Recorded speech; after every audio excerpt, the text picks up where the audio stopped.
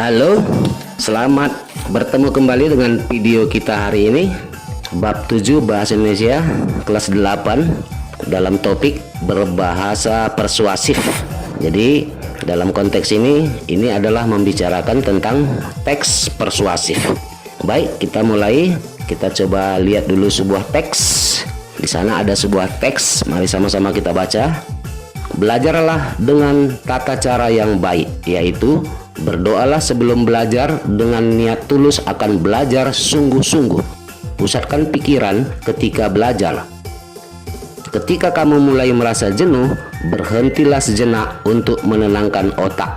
Bisa dengan menonton televisi 10 menit, berdiri, duduk rileks, berjalan mengelilingi ruangan, atau juga menggerak-gerakkan badan.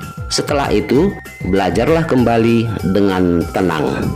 Nah, itu adalah sebuah teks. Coba kita perhatikan, di sana ada kata belajarlah, saya labeli warna kuning ya. Lalu ada juga kata pusatkan pikiran. Kemudian ada kata berhentilah sejenak. Lalu ada kata belajarlah kembali. Nah, kata-kata belajarlah, pusatkan pikiran, berhentilah sejenak, dan belajarlah kembali, ini adalah kata-kata yang bernada bujukan, imbauan, atau ajakan. Kata-kata yang bernada bujukan, imbauan, atau ajakan inilah yang disebut dengan persuasi. Jadi kalau demikian, apa yang dimaksud dengan teks persuasi? Teks persuasi adalah teks yang berisi bujukan, imbauan, ajakan agar orang lain mau mengikuti keinginan kita. Jadi teks itu berisi membujuk orang, mengimbau orang, mengajak orang agar orang itu mau mengikuti apa yang menjadi keinginan kita. Kemudian apa yang menjadi ciri-ciri teks persuasi? Pertama, berisi pendapat dan argumen yang didukung oleh fakta atau data. Jadi pendapat-pendapat yang ada dan argumen atau alasan-alasan terhadap pendapat itu harus didukung oleh fakta atau data yang sebenarnya, yang merupakan kenyataan. Jadi tidak bohong-bohongan. Jadi sesuai dengan kenyataan. Itulah yang disebut dengan fakta ya. Dan data-datanya juga demikian. Yang kedua, terdapat kata-kata bujukan, imbauan, rayuan, atau ajakan. Itu biasanya ditandai dengan kata-kata harus, hendaknya, sebaiknya, usahakan, jangan, hindarilah, dan sebagainya. Kemudian yang ketiga, ada upaya meyakinkan pembaca untuk melakukan atau mengikuti keinginan si penulis. Jadi dalam teks itu ada upaya untuk meyakinkan si pembaca itu supaya mereka mau melakukan atau mengikuti apa yang menjadi keinginan kita. Kemudian ciri yang keempat, umumnya menghindari kemungkinan adanya konflik agar pembaca merasa nyaman. Jadi tidak muncul setelah membaca teks kita, muncul emosinya, muncul marahnya. Nah, mengapa? Karena banyak yang bertentangan. Jadi kalau begitu, itu selalu kita hindari. Jadi kalau dihindari maka pembaca akan merasa nyaman ya, nyaman membaca teks persuasi tersebut. Kemudian apa tujuan teks persuasi itu ditulis? Tujuan teks persuasi itu ditulis adalah untuk mengajak, mempengaruhi, membujuk, atau merayu agar orang lain mengikuti apa yang diinginkan penulisnya. Itu tujuan penulisan teks persuasi itu. Jadi kita lihat tadi teks tadi, belajarlah dengan tata cara yang baik, yaitu berdoalah sebelum belajar dengan niat tulus akan belajar sungguh-sungguh. Nah, ini kan mengajak orang untuk belajar, mempengaruhi orang untuk mau belajar, membujuk orang dan merayu orang untuk belajar. Pusatkan pikiran ketika belajar. Ketika kamu mulai merasa jenuh, berhentilah sejenak untuk menenangkan otak. Bisa dengan menonton televisi 10 menit, berdiri, duduk rileks, berjalan mengelilingi ruangan, atau juga menggerak-gerakkan badan. Setelah itu, belajarlah kembali dengan tenang. Nah, itu kan namanya mengajak, mempengaruhi, membujuk, atau merayu orang supaya mau belajar. Kemudian kalau kita perhatikan dari sebuah teks persuasi itu ada strukturnya ya. Ada 4 struktur teks persuasi itu, yakni pertama pengenalan isu, yang kedua rangkaian argumen, ketiga pernyataan ajakan, keempat penegasan kembali. Apa itu pengenalan isu, rangkaian argumen, pernyataan ajakan, penegasan kembali?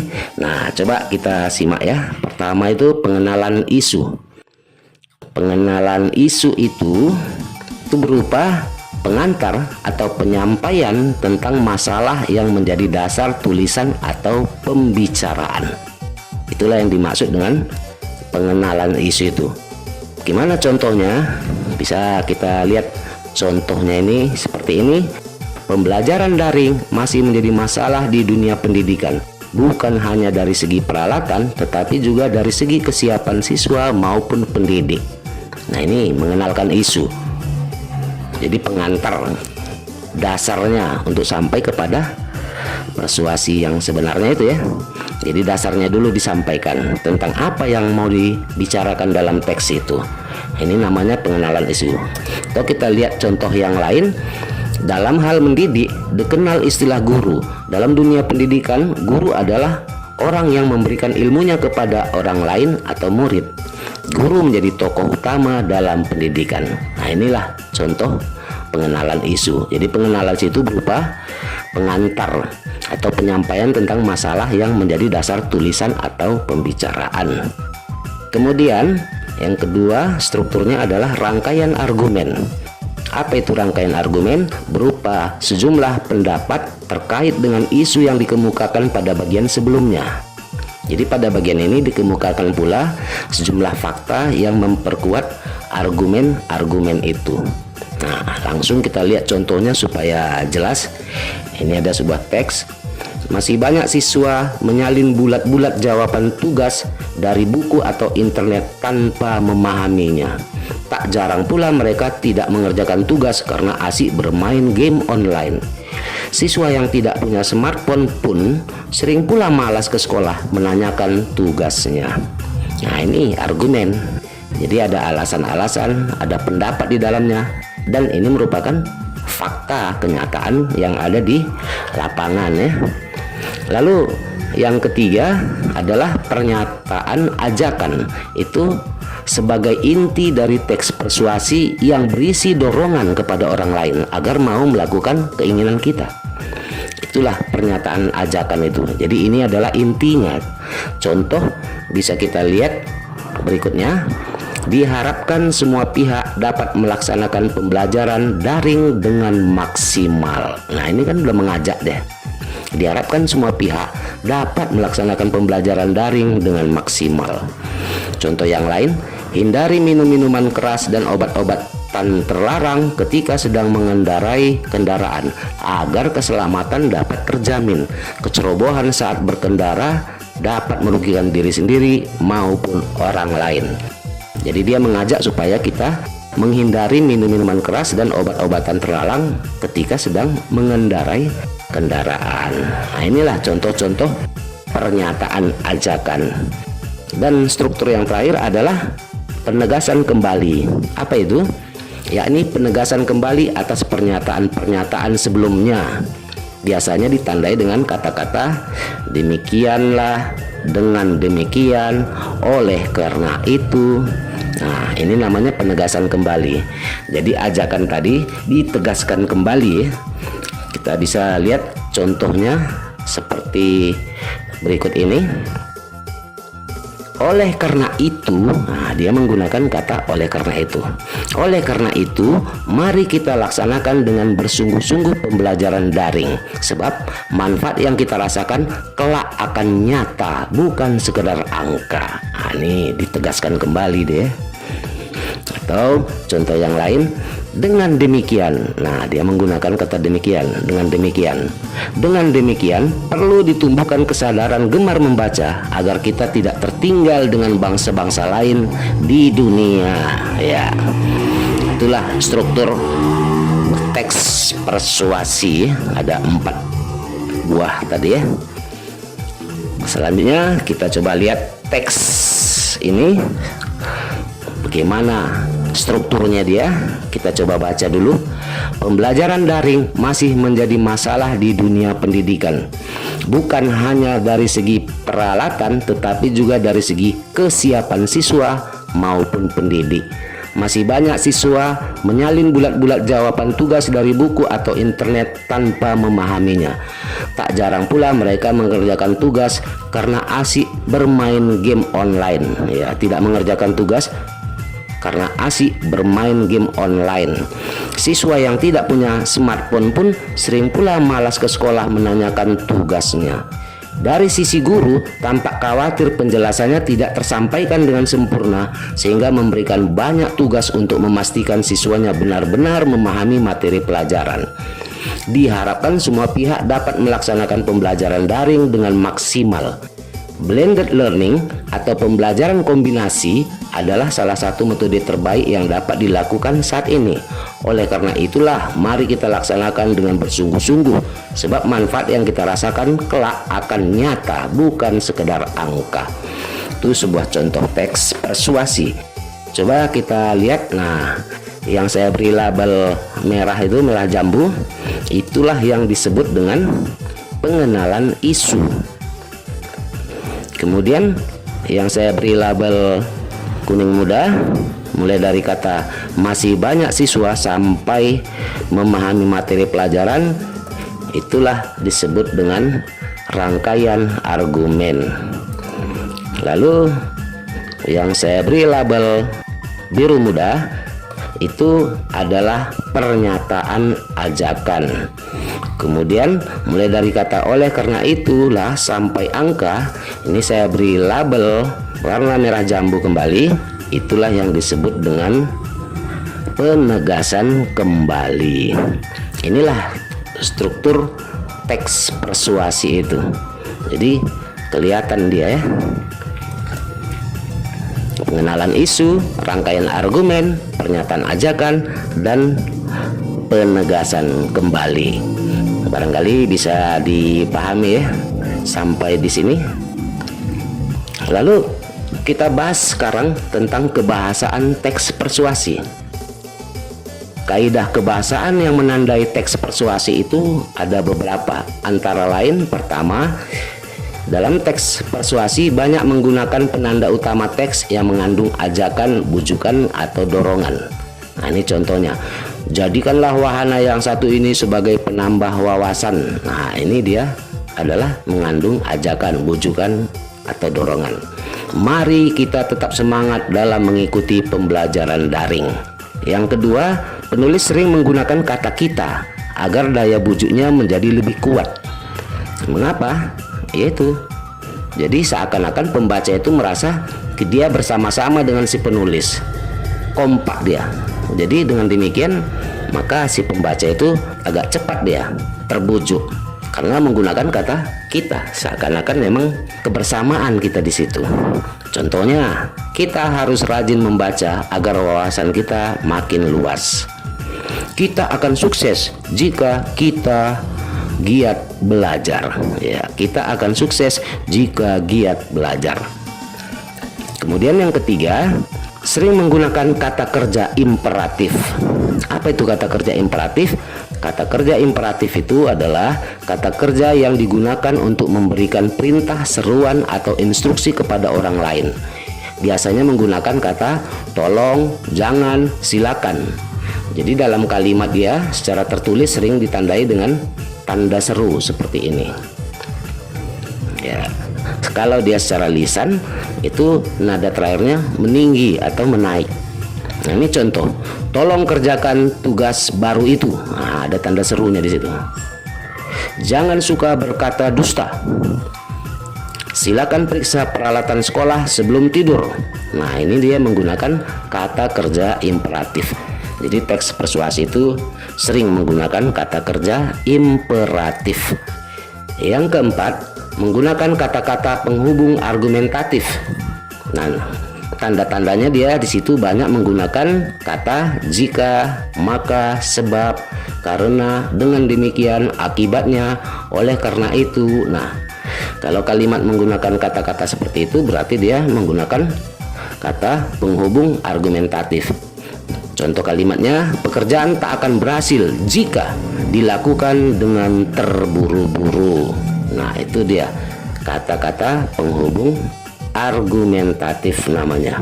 Lalu yang kelima, menggunakan kata-kata teknis atau peristilahan yang berkenaan dengan topik yang dibahas.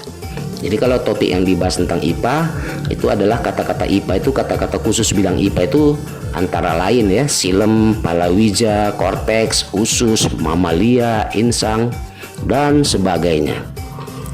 Kalau di bidang pertukangan dia misalnya gergaji, pahat, ketam, tang, dan sebagainya. Kalau di bidang kesehatan, infus, suntik, TBC, diabetes, tensi, dan sebagainya. Kalau kata-kata teknis atau istilahan dalam bidang teknologi, contohnya laptop, komputer, internet, daring, dan sebagainya. Nah, keenam, menggunakan kata-kata perujukan seperti berdasarkan data. Nah, itu dia. Merujuk pada pendapat, nah, pendapat siapa, dan sebagainya. Ini ciri-ciri kebahasaan dalam teks persuasi itu. Dan yang ketujuh, menggunakan kata-kata kerja mental. Nah, kata kerja mental itu tanda-tandanya ada kata di dalam kalimat itu diharapkan, menduga, berpendapat, memperkirakan, berasumsi, menyimpulkan, dan sebagainya. Baik, kita lihat dulu bagaimana langkah-langkah dalam menyusun teks persuasi. Nah, ini ada langkah-langkahnya, yakni tentukan tema, kemudian susun perincian, lalu kumpulkan bahan-bahan, selanjutnya kembangkan teks. Nah, begitu cara kalau kita mau menyusun teks persuasi. Pertama, tentukan dulu tema. Jadi ketika kita menentukan tema, apa temanya? Tentang kebersihan, tentang belajar, tentang daring, tentang apa saja. Nah, pada saat menentukan tema itu, kita siapkan dulu kalimat bujukan atau kalimat ajakannya, supaya itu dasar kita nanti membuat teks persuasi. Yang kedua, susun perincian. Baik, yang kedua, susun perincian. Nah, ketika menyusun perincian itu, susunlah rincian tentang pengenalan isu, rangkaian fakta atau argumen, ajakan-ajakan, dan penegasan ulang. Nah, itu yang perlu kita susun seperti sesuai dengan struktur tadi. Dan yang ketiga, kumpulkan bahan-bahan. Nah, data dan fakta serta pendapat-pendapat berkaitan dengan tema itu kita kumpulkan. Itu adalah bahan-bahan. Carilah data-data, fakta-fakta yang berkaitan dengan apa yang menjadi tema ketika kita menulis teks persuasi itu. Dan yang keempat, kembangkanlah teks itu menjadi sebuah teks persuasi. Nah, ketika mengembangkan teks itu, menyusun kalimat-kalimat sehingga membentuk paragraf, kita harus perhatikan struktur dan kebahasaannya. Jangan sampai salah menulis kata, jangan salah sampai menulis kata depan, penulisan kata baku tidak baku, dan sebagainya. Tuh. Nah, bisakah kita melakukannya ini? Bisa. Nah, kita coba langsung kita masuk ke tugas menyusun teks persuasi. Kalian ditugaskan menyusun teks persuasi. Sini ada petunjuk, pilih 2 judul di bawah ini, kemudian kembangkan masing-masing menjadi teks persuasi. Ya, ada judul pilihannya itu. Pertama, pentingnya membaca. Kedua, buanglah sampah pada tempatnya. 3, membiasakan sarapan pagi. 4, waspada terhadap kejahatan di sekitar kita. Yang kelima, bahaya kecanduan game online. Yang keenam, titik. Nah, itu seandainya tidak ada pilihan yang kedua di antara 5 itu, pilih sendiri, boleh cari sendiri judul atau tema yang lain. Kalau di antara 5 itu juga tidak ada, boleh pilih apa yang menjadi keinginan kita untuk menyusun teks persuasi. Boleh ya, tidak masalah. Yang penting kita menyusun teks persuasi. Bagaimana caranya? Ya sama seperti langkah-langkah yang tadi sudah dijelaskan. Kita ambil contoh dulu yang pertama ya. Kita mau coba teks persuasi. Yang pertama, pentingnya membaca. Ini dulu kita ambil judulnya. Nah, ketika kita menulis teks persuasi dengan judul pentingnya membaca, kita bisa mulai dengan paragraf pertama ya. Tapi sebelum masuk, kita bisa mulai dengan seperti yang disebutkan tadi. Tuliskan dulu bujukannya. Misalnya, mari kita membaca setiap waktu. Kan berkaitan dengan tema itu kan, pentingnya membaca, itu judul temanya tentang membaca. Yang kedua, ayo kita membaca untuk menambah wawasan. Ini dulu kita buat bujukannya, ajakannya. Ada dua pilihan ini, nanti satu diantaranya boleh kita masukkan. Nah, untuk itu sudah dapat kita, baru kita simpan dulu. Nah, kita tulis dulu di bawah ya. Kemudian kita masuk paragraf. Nah, coba kalian lanjutkan. Saya sudah pancing dengan beberapa kata di sini. Membaca merupakan, nah merupakan apa membaca itu? Boleh dilanjutkan dengan beberapa kata. Membaca itu merupakan apa dia?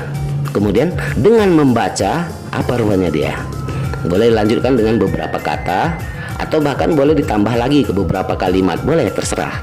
Ini dia untuk paragraf pertamanya, pengenalan isunya ya. Nah, kemudian masuk yang berikutnya. Siswa sekarang, nah, bagaimana rupanya siswa sekarang berkaitan dengan membaca itu? Coba dikembangkan beberapa kata atau tambah beberapa kalimat. Padahal dengan membaca, bagaimana rupanya siswa sekarang itu? Tambahkan beberapa kata atau beberapa kalimat juga, kalau perlu juga tambahkan di situ satu manfaat membaca. Masuk lagi berikutnya, manfaat lain dari membaca adalah, ya tambahkan dia beberapa manfaat dari membaca itu. Apa saja manfaat dari membaca itu, terutama bagi siswa. Nah, itu bisa dicari dia di internet, bisa di buku-buku, di majalah, bisa di mana saja bisa. Baru kita masuk ke ajakannya. Mari kita membaca titik. Nah, lanjutkan dia. Beberapa kata boleh juga, tambah lagi beberapa kalimat boleh. Baru terakhir ditegaskan ulang, oleh karena itu. Nah, masukkanlah dia beberapa kata sehingga membentuk satu kalimat di oleh karena itu, untuk menegaskan ajakan yang di depan ini. Mari kita membaca. Yang mana mau kita pilih? Mari kita membaca setiap waktu kah? Atau kita ganti, ayo kita membaca untuk menambah wawasan. Nah, itulah yang perlu kita masukkan di situ tadi, yang udah kita simpan tadi. Bisa ya? Jadi boleh yang nomor satu ini pilih pilihan pertama, pentingnya membaca, tuliskan dalam bentuk karangan persuasif. Kemudian pilih satu lagi yang ada tadi, atau pilih yang lain, tema yang lain kalau memang tidak suka dengan tema yang ada itu. Nah, setelah selesai, hasilnya nanti bisa dikumpulkan kepada guru. Nah, untuk itu ini boleh disalin atau dicatat dulu ya, kemudian bisa dikembangkan. Bisa ya? Mudah, santai saja, atau seburu-buru. Nah, selanjutnya kita masuk ke contoh soal teks persuasi. Ada 10 soal pilihan berganda yang dikutip dari soal Eptanas, UN, atau dari beberapa referensi lain, buku lain. Nah, kalian coba jawab dulu, karena nanti ada juga kuncinya itu. Kalian coba jawab dulu, lalu sesuaikan dengan kuncinya apakah benar atau tidak. Itu barangkali teks persuasi hari ini. Sampai bertemu kembali. Dadah.